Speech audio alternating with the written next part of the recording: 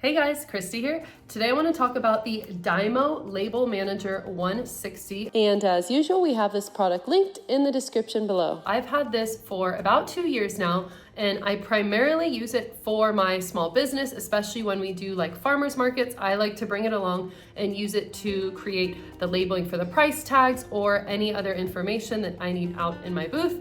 My mom also has the same one, and she uses it for around the house, organizing things in the kitchen, in the office. So it's super, super handy to have one. And one of the things that I love about it is just how easy it is to use. Basically, from the top, you can pull this down and you just insert the tape. Also super easy. It just comes out like this. Voila.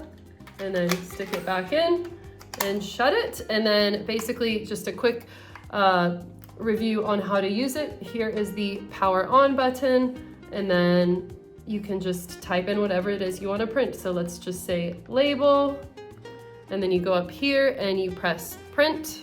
It comes out the top right here, and then you click the side button, and there you go. You have your label.